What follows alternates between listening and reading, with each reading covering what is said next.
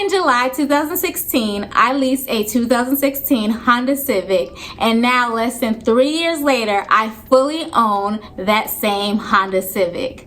Now, if you have been car fleeced, as Dave Ramsey likes to call it, and you want to figure out how you can do a lease buyout so that you can get out of debt, I'm going to show you exactly how I did it in this video.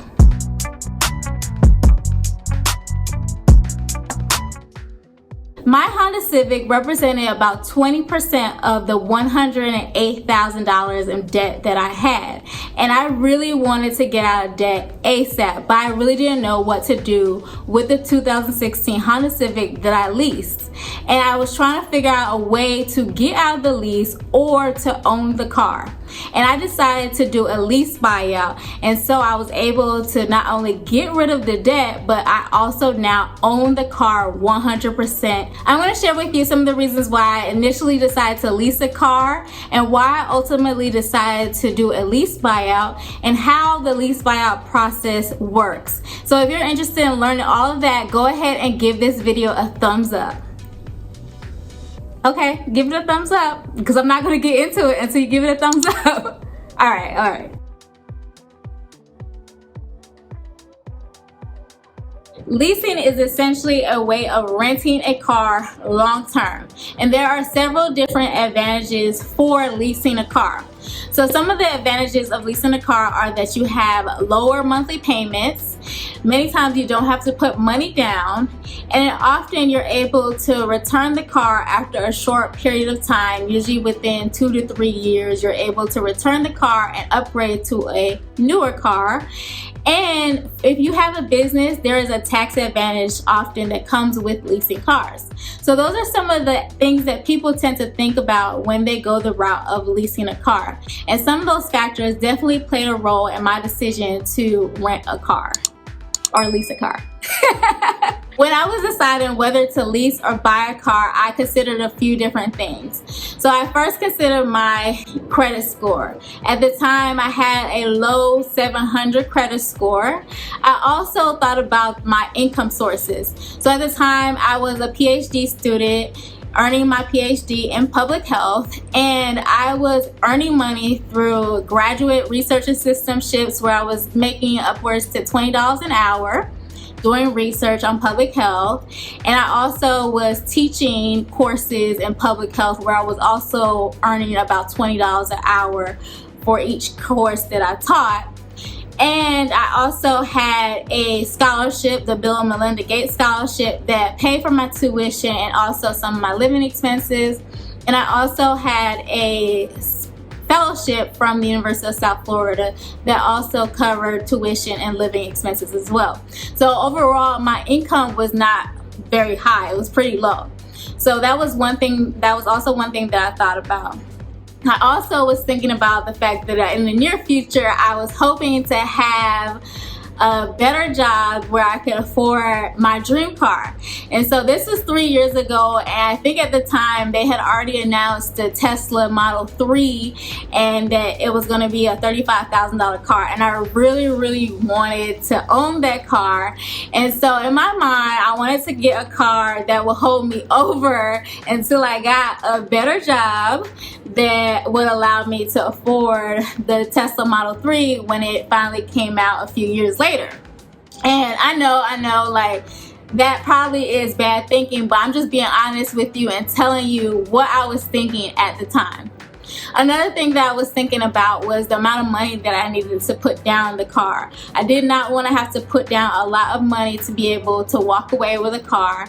And I also did not want to have to spend a lot of money on a monthly basis to be able to pay off the loan or the lease. So those were the things that I was thinking through when I was deciding whether to lease or buy a car. So based on all the things that I just mentioned, I decided that leasing was the better option for me. When I drove off the lot on July 4, 2016, I leased a Honda Civic for 3 years with a total mileage allowance of 36,000 miles. And my lease payments, including sales tax, was $320 a month. And I was pretty happy about my decision to lease a car, and I was really excited about the future and that I would eventually, well, what I thought was that I would eventually own a Tesla Model 3 car. But somewhere along the way, I started to think through whether or not this was a wise decision. Back in October 2017, I started on this financial journey that I'm now on, and I started to listen a lot to Dave Ramsey. And I really started to rethink whether or not this was a wise decision for me leasing this car. And one of the things that factored into my decision to rethink leasing was the fact that I started to do Instacart and Grubhub around that time. And so I was starting to put a lot more miles on the car than I initially started when I originally leased the car. When I originally leased the car, I wasn't driving that much. I needed the car every once in a while to go very long distances between Miami and Tampa for school. But on a day-to-day basis, I really wasn't driving that often. And now, fast forward to October 2017, I started to do Instacart on a daily basis. I was having to drive to work, and so I was starting to put a lot more miles in the car, and I started to get a little bit concerned about the mileage allowance and whether or not I would go over that amount. And I also was listening to Dave Ramsey, and I was listening to what he had to say. He likes to say that people who lease cars, they actually get fleeced, and meaning that they actually get, the wool pull over their eyes, and the thought that they're actually getting a better deal than they are. And so I was listening to what he had to say, and I started to, rethink this whole car lease thing. And my mind started to shift from the idea that in 3 years I would, return in the car, to now having the idea that I wanted to do a lease buyout. And so I went back and I revisited my original contract. This is my original lease contract, to see whether or not it was a wise decision, how much money I actually needed to pay, and when I had to pay off the lease in order to own the car outright. And I wanted to think through all those options. Although I started to think through this lease buyout idea, I didn't really start acting upon it until after I paid off some of my debt. So I had IRS debt and some credit card debt and also some medical debt. And after I paid off all of those debt, I had a lot of disposable income that I could now start to shift my focus on towards paying off my car. And I started to put larger lump sum of money towards my lease payments. And so instead of paying $320 a month, I was paying sometimes upwards to $1,700 a month to try and pay down my car. And so by November 2018, I actually had paid off all the total lease payments. So remember, when I signed my lease, I signed up for $320 a month of 36 months of payments. So let me say that again. I signed up to do 36 months of $320 payments.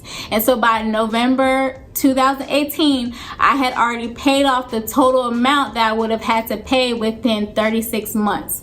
And so I was done at that point with my lease payments. And if I wanted to at that point, I could have stopped paying anything towards the car and just waited until July 4th, 2019 to turn the car in.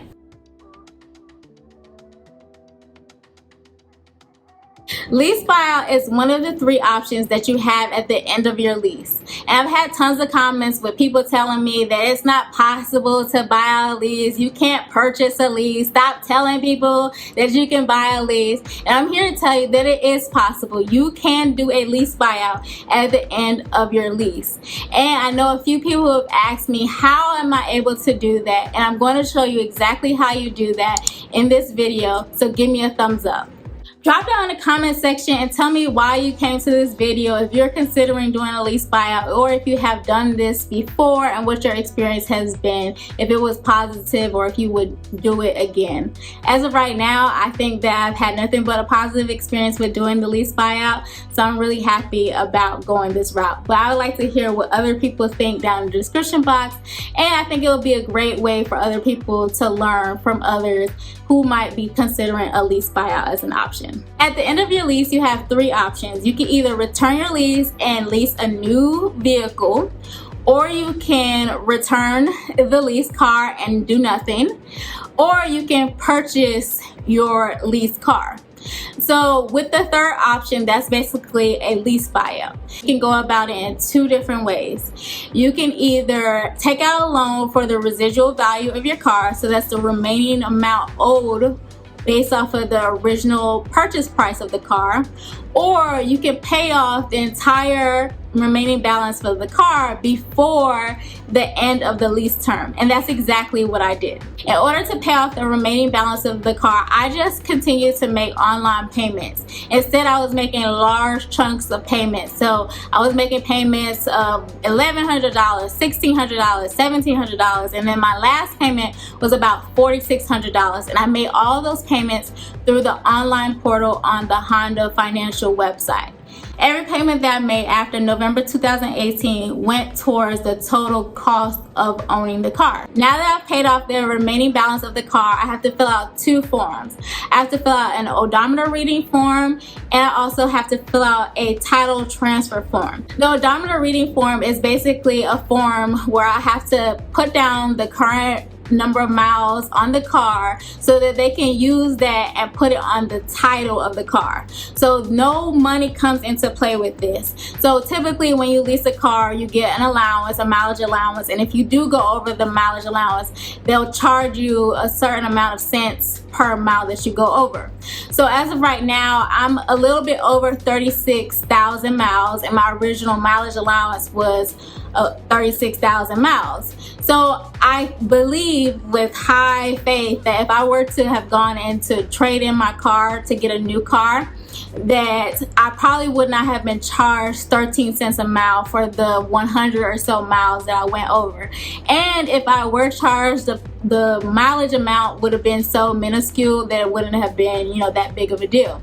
But typically, if you were to turn in your car, and especially if you lease a new car from that dealer, they're not going to charge you for that. And I will say that the mileage consideration was not a factor for me in deciding to do the lease buyout, although it was one of the first things that kind of had my mind thinking in this way. It was not an ultimate factor in me deciding to do the lease buyout, because as you see, I actually didn't really go over my 36,000 miles by much at all. So that's one form that I have to fill out. And then the title transfer form is basically so that Honda can now transfer ownership of the car from them to me. After I submit the title release form and the odometer disclosure form, Honda will send me my title and a bill of sale in the mail within 10 to 15 days.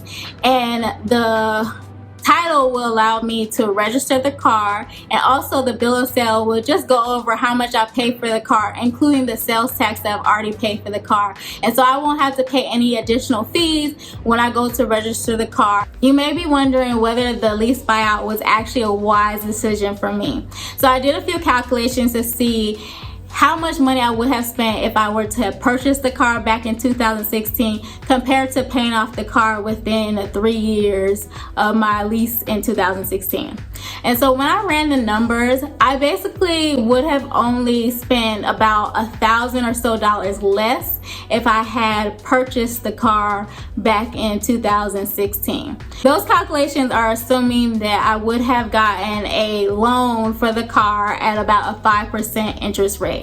Now, I don't know what interest rate I would have gotten, and if I recall correctly, my credit score was at about the low 700 range. It might have even been in the high 600s at the time, and so I'm not even sure if I would have even qualified for a 5% rate at the time, but the calculations that I did were based off of a 5% interest rate. And so in my mind, I think it was pretty much worth it, because I was able to, in the days where I wasn't able to really afford the car, I was able to get my payments down to a manageable amount. And in the end, I was able to pay off the car really quickly in less than 3 years. And overall, I didn't spend that much more money than I would have spent if I were to have purchased the car, when I look at the total amount that I spent. So I don't think that leasing the car was a horrible decision when I look at it in the end, given that I did a lease buyout. Now, if I decide to have turned the car in and then lease a new car or purchase a new car, then I would have spent way more money than if I would have originally purchased the car. But I'm really happy about my decision to lease my car in the end. I will admit that at some point I did get into an accident back in January 2018, and someone hit me in the back of my car, and I was like done. I was like, I am turning in this car. I don't want this car no more. I don't want a car with an accident record. But I got the car fixed, and you really can't see that, you know, anything was ever done to the car. And that was just, you know, in the moment, me kind of being fed up with everything. But overall, I'm happy that I own my car outright. It's one less debt that I have. I hope this video was helpful to you and will be a great resource for you on your financial journey to get out of debt by doing a lease buyout. And I hope that you hit the subscribe button and the notification bell so I can see you in the next one. And I have one of my financial videos here for you to check out in the meantime. Thanks for watching.